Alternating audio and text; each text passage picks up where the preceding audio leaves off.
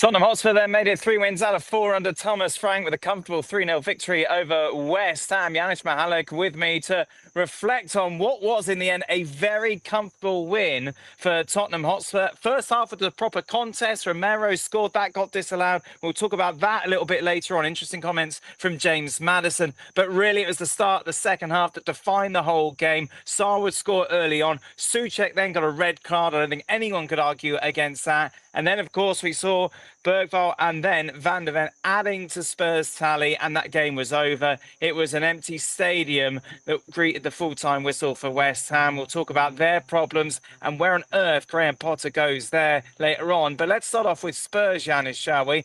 As I say, first half, pretty comfortable, good contest. But second half, they really showed what they could be doing this season. Yeah, I think, remember the last 15 minutes of the first half, it was one-way traffic, wasn't it? A number of set pieces, which we'll talk about a little bit later on when we talk about Thomas Frank. So I think that they set that up pretty nicely. And of course, scoring, a minute, 2 minutes into the second half was key. And then after the red card was obviously you knew that West Ham, there's no way back to that for them. So look, a great start to the season if you take away that tragic game at home against Bournemouth, right? But you look at Spurs level on points with Arsenal and just a goal away from Arsenal, to be quite honest. So, great start to Thomas Frank, which I think was a great appointment for Spurs. Apart from winning, what's the biggest difference we've seen from Frank's Spurs to Postecoglou's? Well, look, with Spurs, for some reason, there's always these expectations, right? And when I say for some reason, it's a big club. We talk about the big stadium and what they could do, inability to win titles, which they've taken care of last year. But I think that the big difference is that we're seeing Spurs, the Thomas Frank of Brentford, and that's first and foremost, right? The solidity defensively, the organization. I think going forward under Ange, and even now as we see it, they're going to be okay. When you look at the names, Xavi Simons, Richarlison, Kolo Muani, Brennan Johnson, Kulusevski, who's not here, Kudus, they have enough going forward. Their issues were defensive. And, I don't want to default then just to that, high line and all that. Just in general, they conceded 65 goals last year. They scored 65. So what a difference already. You look at Thomas Frank, who's organized. You look at set pieces. He's always been strong on it. Today they had 11, scored for a couple, really. That's the difference. First and foremost, I'm looking for Spurs to be good defensively because the rest, I don't want to say will take care of itself, but there is enough there going forward, isn't there? Of course, we saw Xavi Simons given his first start for Spurs. How would you rate his performance? Okay, different role. I was just watching him when Poland played against Holland. It's the same issue they have there. They play him in a wide position. He played out at Leipzig. He's okay. Louis van Gaal was the only one that in Qatar kind of played him central because he figured out that he needs to be around the ball. Defensively, he'll help you, but that's not really his thing. And okay, it's just the beginning, but I think he needs to be more involved centrally because if there's one issue I have with Spurs right now, defensively, he's sound enough going forward. As I said, that creativity in the middle of the pitch, don't see it yet. Did you sack Graham Potter, Janusz? Oh, yeah. I can't believe that he survived, really. I had a bad take on him. I guess Brighton is a different ball watch. We see that everybody, different pressures, everybody comes in there. He was right then, but, after Chelsea and watching this, I think this is just a matter of time. Yeah, what's interesting is the fact that you thought, well, after that brilliant result we saw against Forest, we thought, okay, that could be the catalyst to keep them going. But there was just nothing today. First half, as I say, they're competitive. But as a home side with West Ham's prestige, you don't want to be patronised saying, well, at least you're in it for 45 minutes.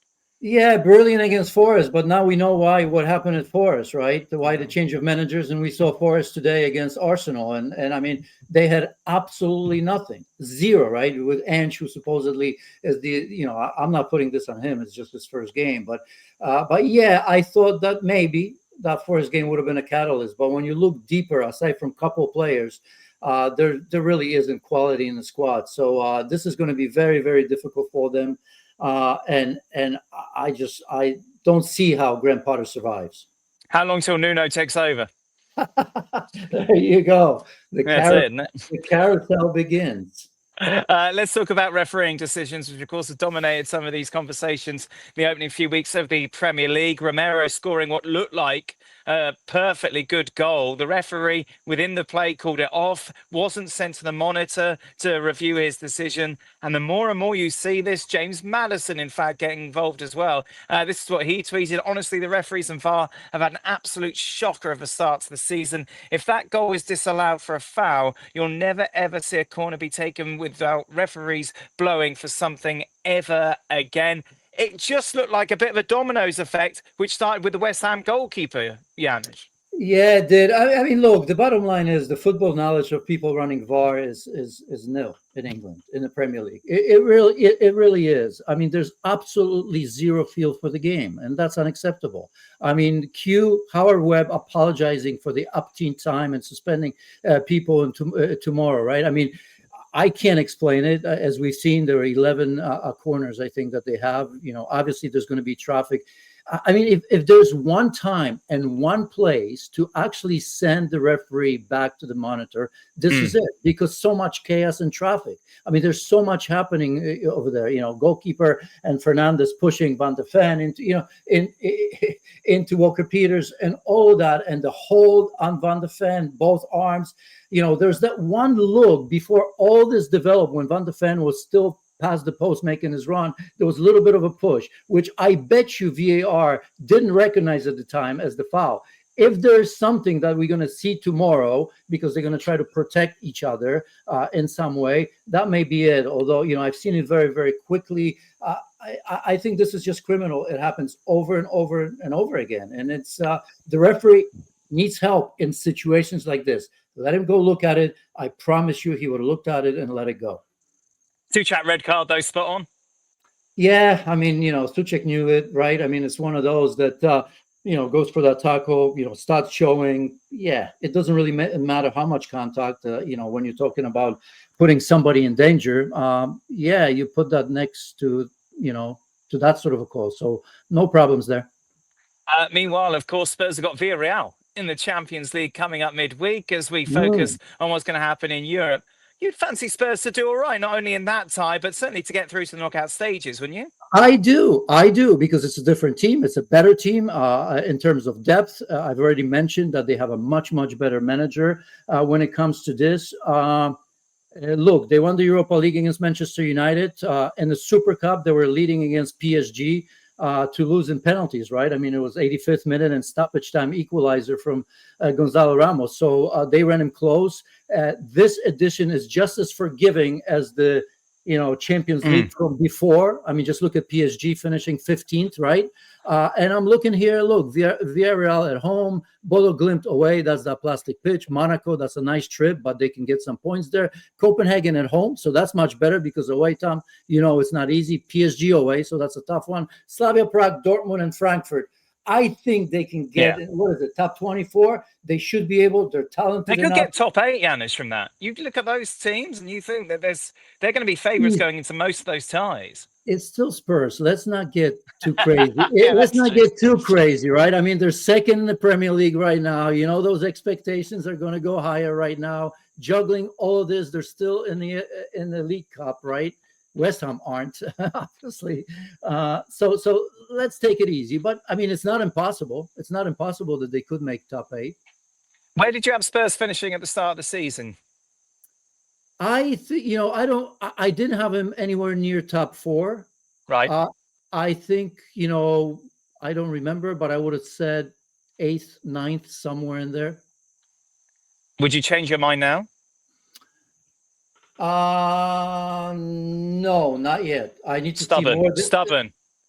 Yeah, I mean, look, it's just 4 matches. I see the quality of Liverpool, Arsenal, Manchester City, Chelsea. So that's your top 4 right now. Right. Can they make it to the 6th spot? Well, who are you competing against? I suppose that's the conversation. Aston Villa have had a shocker. They can't score a goal for toffee. Manchester United have got their issues. When you're talking about the big boys within that conversation, Newcastle, of course, got going today at last. So they'll definitely be there or thereabouts when it comes to the top 6. But I think Spurs are definitely better than the 8th best team in the Premier League from what we've seen in these opening 4 games. I think so. I mean, you can, Nick Voltem had to score the goal, so that's important for them for as much money Yes. as Yeah, Newcastle of has course. spent, right? I mean, first game, uh, yeah, I think as high as I would say, okay, I'll give in. Fifth or sixth could be, but Wow. if we're I'd be a thinking, lawyer.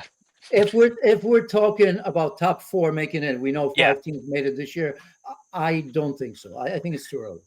Have Spurs got the depth within the squad? You mentioned obviously the players that weren't featuring today, some big names that they've brought in. Have they got the squad to play two big games, three big games a week, obviously with Champions League? They do. I mean, still good defensively. Somebody like Ben Davies, he's going to give you 4 or 5 good matches, and he can give it to you as a left back, as a left center back. He can play all over the place. You have Udogi, right? Remember, we were oohing and ahhing about the Italian international not that long ago. Spence came in, and he's number one choice. But the qualities are there for them. That one question mark is the center of the pitch, isn't it? More so in terms of quality and maybe player profile then. Bergvall, youngster, great goal today, wasn't it? I mean, that header Yeah. wasn't all that easy. James Madison, that's going to take some time, right?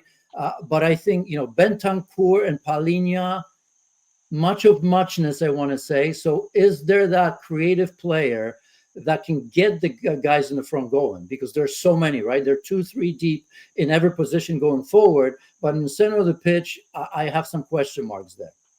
Janusz, as always, thank you very much. Just a reminder, there's one later game today, isn't there? Chelsea. Who are Chelsea playing? I forgot. I did as well because I'm not Good. working it. So I don't care. No, it's perfect.